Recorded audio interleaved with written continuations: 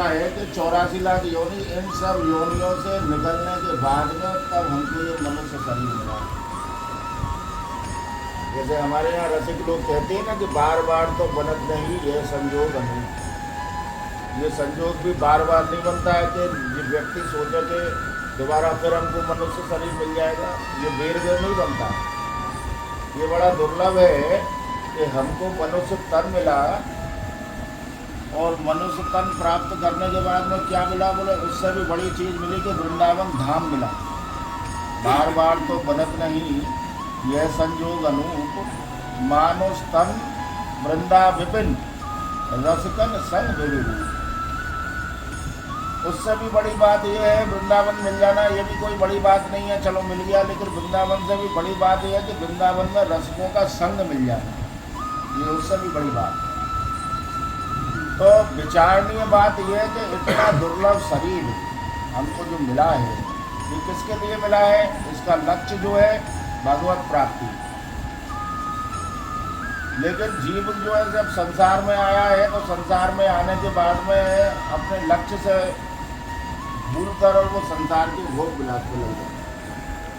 जबकि हमारा एक एक क्षण इतना कीमती है, एक क्षण भी, रसिक लोग कहते हैं हमारे यहाँ कि एक क्षण भी बिना प्रभु के नाम लिए यहाँ से निकलना नहीं है। पल पल हमको प्रभु के नाम का सेवन करते रहे। हमारे यहाँ जो आचार्य हुए महाप्रभु जी, उन्होंने जो रसोपासना प्रकट करी, तो बड़े बड़े आचार्य हुए 15वीं 16वीं शताब्दी में। वल्लभाचार्य जी महाराज भी आए, चैतन्य महाप्रभु भी आए, रामानुजाचार्य भी आए, निम्बार्काचार्य भी आए, माधवाचार्य भी आए। सब लोगों ने अपनी अपनी ठाकुर की रसोपासना रसरीति को भूतल पर प्रकट किया। हमारे यहाँ पे भी महाप्रभु जी का प्रकट हुआ, उन्होंने भी अपनी रसरीति को प्रकट किया। लेकिन अपनी जो रसरीति महाप्रभु जी ने जो प्रकट करी, तो अन्य लोगों ने तो एक उपासना के स्वरूप को उपदेश के माध्यम से बोलकर जीव को बता दिया, भाई ये ठाकुर जी है, इनकी सेवा करनी है, सेवा किया करो। इन्होंने तो सब उपदेश के अनुसार बोला, लेकिन महाप्रभु जी ने बोला नहीं। महाप्रभु जी ने स्वयं अपने आचरण में डालकर उस चीज़ को करके जीव के सामने प्रस्तुत किया। क्योंकि बोलने में अमूमन क्या है कि बहुत से लोग समझ सकते हैं, बहुत से लोग नहीं भी समझें। लेकिन जब आचरण में डालकर वो चीज़ को सामने प्रस्तुत करी जाएगी तो हर व्यक्ति के अंदर वो चीज़ समझ में आ जाएगी। जैसे आप देखोगे पहले रासलीला हुआ करती थी, रामलीला हुआ करती थी। तो जितना हम रामायण को पढ़ेंगे या भागवत को पढ़ेंगे, उतना पढ़ के हमारी बुद्धि समझे कि नहीं समझे, लेकिन लीला के माध्यम से बहुत जल्दी वो चीज़ उतर जाती है, समझ जल्दी आती है। इसलिए ये पहले रासलीलाएँ होती थी, रामलीलाएँ होती थी। अब ये सभी चीज़ विलुप्त हो गई। लेकिन जो है, जो प्रकट में जो करके एक प्रैक्टिकल जो करके सामने जीव को सामने रखा जाएगा, तो जीव क्या है वो चीज़ को जल्दी समझ जाएगा। इसलिए महाप्रभु जी ने हमारे यहाँ जो सेवा का विधान बोल के नहीं रखा, उसको करके रखा। जैसे अभी आपने लोगों ने मंगल बोला ना, तो इस मंगल में एक पंक्ति आती है, गुप्त रीति आचरण प्रकट सब जग दिए। जो गुप्त रीति की महाप्रभु जी से पहले कोई जानता नहीं था कि कैसे ठाकुर जी की सेवा करनी चाहिए, कैसे ठाकुर जी की सेवा होती है, इस स्वरूप को पहले कोई जानता नहीं था। और उसी स्वरूप को फिर महाप्रभु जी ने 15वीं 16वीं शताब्दी में जब वो उनका प्राकट हुआ, तो उस गुप्त रीति को उन्होंने स्वयं अपने आचरण मतलब अपने के द्वारा करके फिर संसार के सामने रखा। इस जो सेवा का स्वरूप है, उस सेवा का स्वरूप कैसे जीव करे, इसलिए उन्होंने स्वयं पहले करी और करके वो जीव के सामने रखी। क्योंकि जब हम देखेंगे किसी को कि व्यक्ति कैसे ठाकुर की सेवा कर रहा है, तो देखने से जल्दी समझता है व्यक्ति। तो उन्होंने अपनी रसनीति को बोल कर नहीं प्रकट किया, अपने आचरण में डालकर प्रकट किया। और उसी के अनुसार वो पद्धति आज भी, आज 550 वर्ष हो गए, 550 वर्ष से वो प्रणाली जो उन्होंने डाली, जो पद्धति डाली, वो आज भी बरकरार चली आ रही है। हमारे यहाँ पे भी जो वैष्णव लोग हैं, जिनके यहाँ ठाकुर सेवा है विराजमान, वो लोग वैष्णव लोग भी उसी पद्धति से आज भी अपने अपने घरों में ठाकुर जी की सेवा करते हैं। तो जो सेवा उन्होंने आचार में डाली, उनके अनुरूप अगर हम सेवा करें तो सेवा से क्या होता है कि हमारा जो जीवन है ये मंगलमय बनता है, ये पवित्र बनता है। तो पहली चीज़ तो अपने आप को सेवा में लगा कर रखे। जीव जो है, जो हमारे घर में ठाकुर सेवा है, उस सेवा में अपने लगा तन मन धन तीनों प्रकार से वहाँ पे उनको सुख पहुँचाना है। जो सेवा है, सेवा कोई पूजा नहीं है। पूजा और सेवा में देखो अंतर है। बहुत से लोग आज पूजा और सेवा को एक तरीके से मानते हैं, बोले पूजा ही तो सेवा है। बोले पूजा और सेवा में अंतर है। पूजा तो व्यक्ति 24 घंटे में एक ही बार करता है। जिसकी यहाँ सेवा विराजमान होती है वो सुबह उठ के स्नान ध्यान कर जाएगा और 2 अगरबत्ती घुमाई उसने, ठाकुर जी के सामने कुछ बोला, बोलने के बाद में प्रणाम किया और गया। फिर उसकी जो मुलाकात होगी ठाकुर जी से वो 24 घंटे बाद होनी है। दूसरे दिन फिर उठेगा, फिर स्नान ध्यान करके फिर अपनी उस पद्धति को करेगा। पूजा का स्वरूप तो ये है। लेकिन सेवा समय समय पर ठाकुर जी की जो भी कुछ है प्रक्रिया, उसको हमको करना है। जैसे दोपहर में जो है भोग लगाना है, तो भोग लगाने के लिए ठाकुर जी के पास व्यक्ति जाता है। सेवा करने से ठाकुर जी के पास में जीव को जाने का बेर बेर अवसर मिलता है। पूजा में तो 24 घंटे में एक ही बार जाएगा, लेकिन अगर वो सेवा कर रहा है अपने घर में ठाकुर जी की, तो सेवा में बेर बेर ठाकुर जी के पास में उसको जाने का अवसर मिलता है। हमारे यहाँ महाप्रभु जी ने जो गीता में भगवान कृष्ण ने अपने प्राप्ति के 3 साधन बताए हैं। भगवत गीता में 3 साधन ठाकुर जी ने बताए हैं कि मेरे प्राप्ति के 3 साधन हैं। पहला ध्यान, दूसरा कर्म, तीसरा भक्ति। ये 3 साधन प्रभु को प्राप्ति के लिए गीता में कृष्ण ने बताया है। लेकिन आज की दृष्टि से हम देखें इस बात को, महाप्रभु जी ने भी देखा कि प्रभु ने अपने प्राप्ति के 3 साधन बताए हैं। लेकिन आज की अगर दृष्टि से देखें तो तीनों के तीनों साधन आज के समय में जीव के लिए कठिन है। पहली बात तो हर एक व्यक्ति कोई ज्ञान प्राप्त नहीं कर सकता है कि हर व्यक्ति चाहे कि मैं ज्ञान प्राप्त कर लूँ, ये भी बात संभव नहीं है। और अगर संयोग से अगर वो ज्ञान प्राप्त कर भी ले तो ज्ञान में भी विकार होता है। जब ज़्यादा ज्ञान प्राप्त हो जाता है ना, तो व्यक्ति अपने आप को ही भगवान समझने लगता है कि बोले मैं ही भगवान हूँ। तो जहाँ विकार आया, जहाँ अहंकार आया, वहीं ठाकुर से दूरी हो जाती है, ठाकुर दूरी बना देता है। तो महाप्रभु जी ने विचार किया कि ये बात कठिन है कि हर जीव के सामने हर व्यक्ति ज्ञान प्राप्त नहीं कर सकता है, ये कठिन बात है। तो बोले महाराज जी ये तो कठिन काम है, ज्ञान प्राप्त करना तो हर कोई नहीं कर सकता है। बोले दूसरा साधन, बोले कर्म। कर्म में भी ये शर्त लगी हुई है कि कर्म करना है तो सत्कर्म ही करना है। बोले महाराज जी हम घर गृहस्थ वाले हैं, समाज परिवार संसार में सबके संग रहते हैं, कभी कभी ऐसे काम हमको करने पड़ जाते हैं जो ना करने पड़ होने हैं, संसार के व्यवहार के कारण हमको करने पड़ जाते हैं। तो बोले ये भी बात ठीक नहीं है। बोले चलो फिर भक्ति का सहारा देख लो।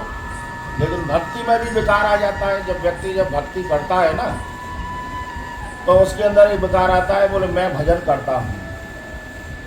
और अहंकार ठाकुर का परम शत्रु है। जहाँ अहंकार आया ठाकुर अपनी दूरी बना लेता है। तो ये तीनों चीज़ों को जब महाप्रभु जी ने देखा कि तीनों के तीनों वस्तु जीव के लिए कठिन है, इस जीव के सामने कोई ऐसी सरल प्रणाली रखी जाए जिससे जीव का संबंध ठाकुर जी से जुड़ जाए। तो उन्होंने एक चौथी वस्तु सामने रखी जीव के।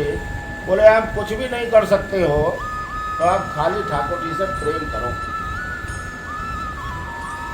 प्रेम में तो जो कोई कठिनाई नहीं है प्रेम करने में। आप देखोगे हम ठाकुर जी को मानते कब है अपना, ये तो सब ऊपरी प्रतिक्रिया जीव करता है और देखने वाला उस चीज़ को समझ जाता है और देख भी लेता है। मंदिर में जाएगा उनके सामने गिड़गड़ाता है, बोले अभी जैसे मैं हूँ इसके बाद में मैं तुम्हारा ही हूँ और कुछ नहीं है। लेकिन ये सब ऊपरी बातें हैं।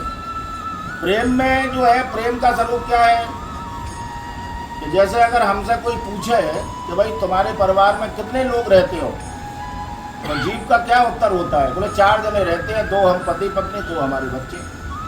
लेकिन जो हमारे परिवार में जो ठाकुर सेवा विराज रही है ना, उसको हम भूल जाते हैं। उत्तर क्या होना चाहिए?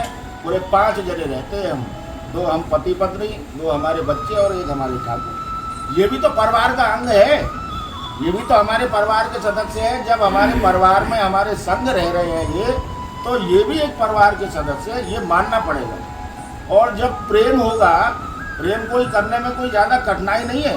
पति पत्नी का जैसे प्रेम होता है, माता पुत्र से जैसे प्रेम करता है, पुत्री से जैसे प्रेम करता है, बस ऐसा ही प्रेम जो हमारे यहाँ ठाकुर सेवा बिरादरी है उनसे प्रभु से ऐसा ही प्रेम करना है।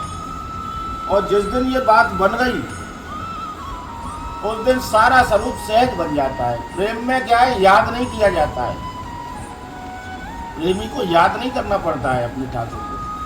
वो ठाकुर अपने उनकी याद में अपने आप चलता रहता है। जैसे एक बच्चा होता है ना, और जब वो पहली बार स्कूल जाता है तो जो माँ है, बच्चा तो स्कूल चला गया, जो माँ होती है ना वो घर के सारे काम काज देखती है। बर्तन भी मांजेगी, झाड़ू भी लगाएगी, रोटी भी बनाएगी, कपड़े भी धोएगी, सारे काम संभाल रही है। लेकिन उसका मन कहाँ है, एक बच्चे की तरफ लगा। बोले उसको किसी ने भोजन की पूछी कि नहीं पूछी, उसको प्यार पानी की किसी ने पूछी कि नहीं पूछी। चिंतन जो है उसको अपने बच्चे में लगा रहता है। ये क्या है कि बच्चे के प्रति माता का प्रेम है, तो प्रेम में याद नहीं किया जाता है। ऐसे ही अगर हमारा कहीं ठाकुर से प्रेम हो जाए, और ये प्रेम बनेगा कैसे, हमारा ठाकुर से प्रेम हो जाए, ये बनेगा कैसे, ये बनेगा सिर्फ और सिर्फ एक सेवा के माध्यम से। हम धीरे धीरे अपने इष्ट की जो ठाकुर है उनकी से हम सेवा करते जाएं, और सेवा के जो आचार्यों ने जो पद्धति रखी उसके अनुसार हम अगर सेवा करते जाएं, तो सेवा करते करते करते करते धीरे धीरे जो है वो हमारे जो इष्ट के प्रति हमारी निष्ठा जो है ना वो प्रगाढ़ होने लगी। जीव समझता नहीं है। आप देखो कि हम एक बात बेर बेर कहते हैं इस बात को कि आज आप देखो कि जीव की स्थिति क्या है कि व्यभिचारिणी भक्ति में लगा हुआ है सारा जीव।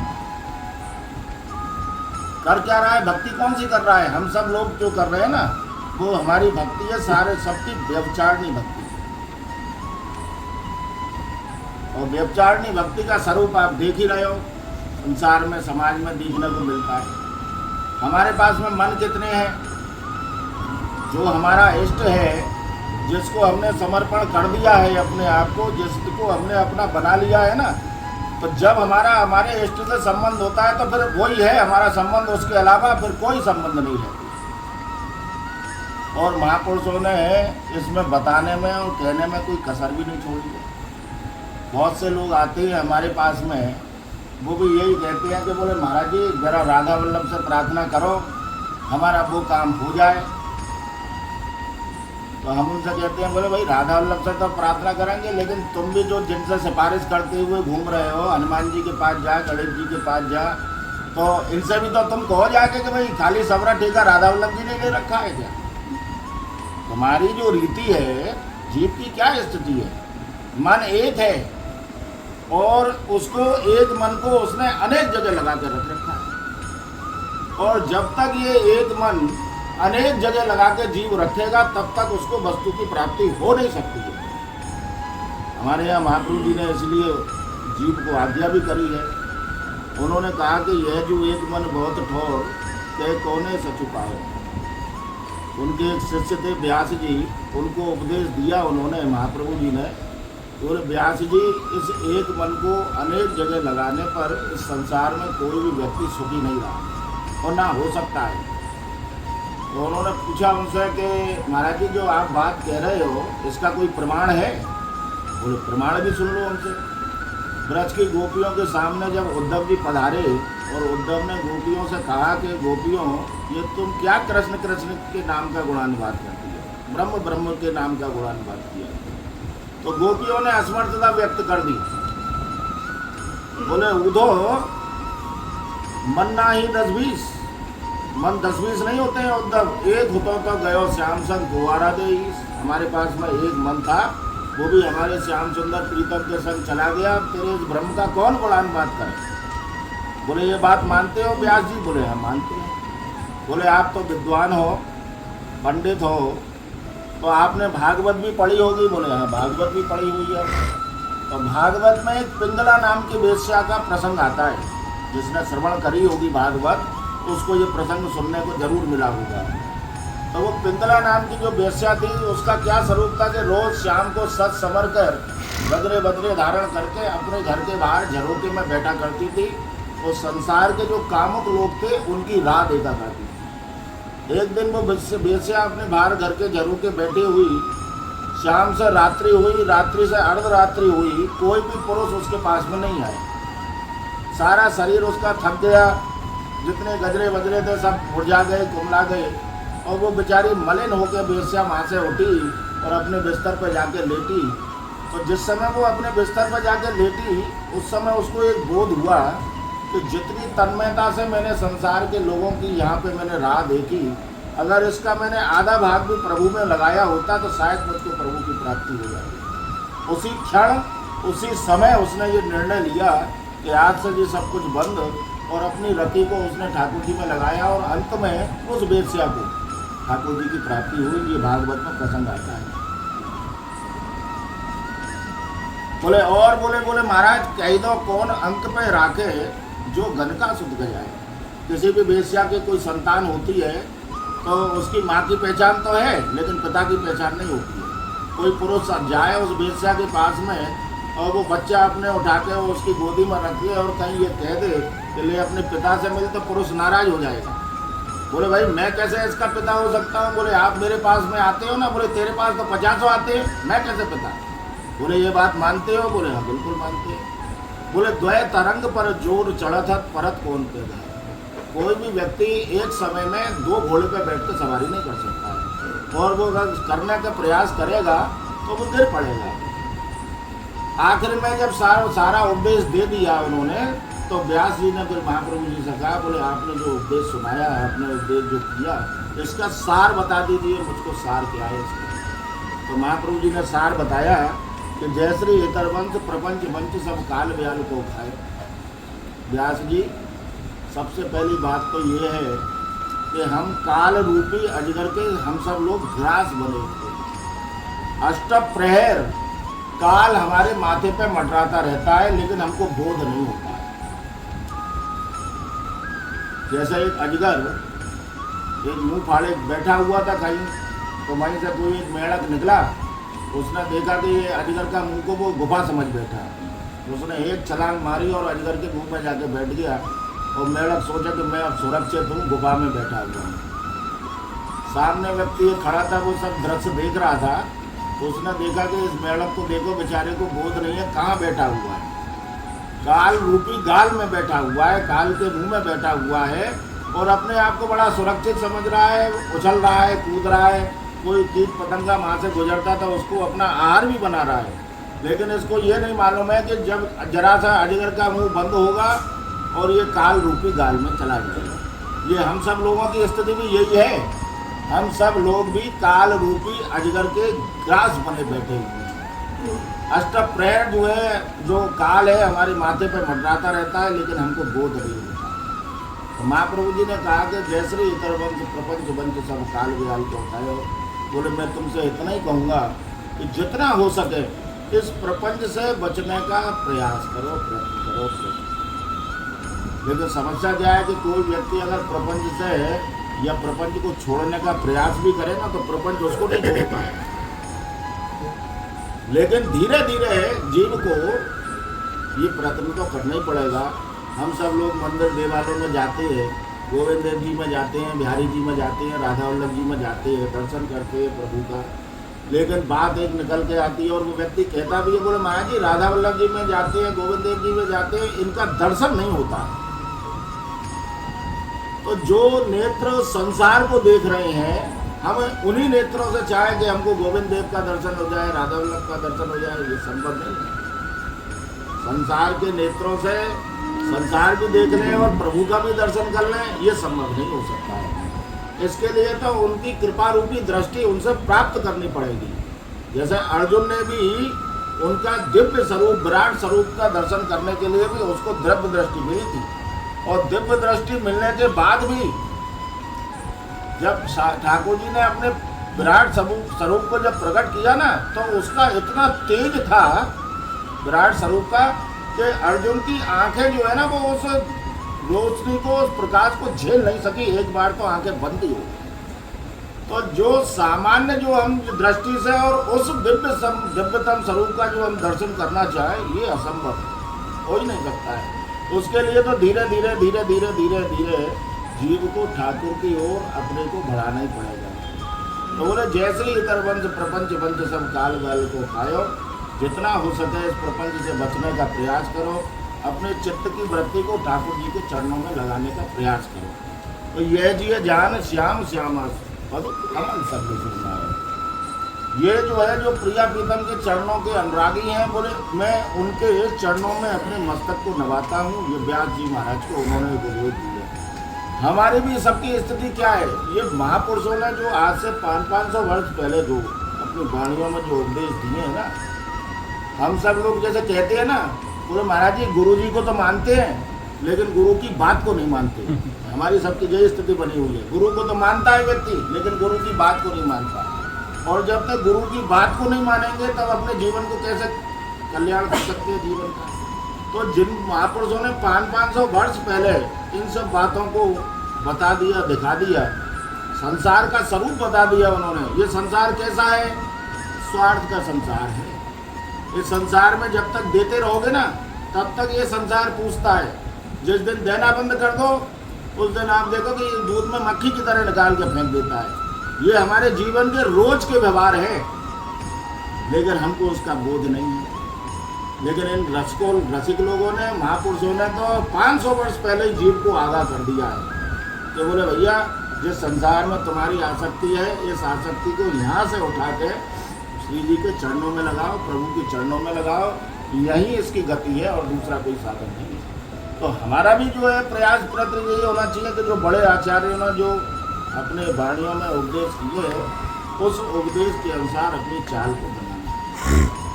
एक मन से हम अनेक को पूजेंगे तो बात संभव नहीं हो सकती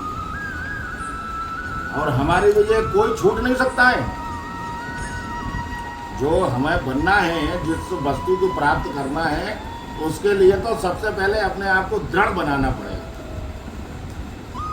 लेकिन स्थिति क्या है कि कोई छूट ना जाए। हनुमान जी आए तो हनुमान जी का दिन हो गया, गणेश जी आए तो गणेश जी, महादेव जी आए महादेव जी। किसी को छोड़ रहा है क्या व्यक्ति? 33 करोड़ में लगा हुआ है और 33 करोड़ में लगने के बाद में फिर भी आप देख लो जीव को उठा के बिल्कुल शांत और अशांत परेशान चल रहा है।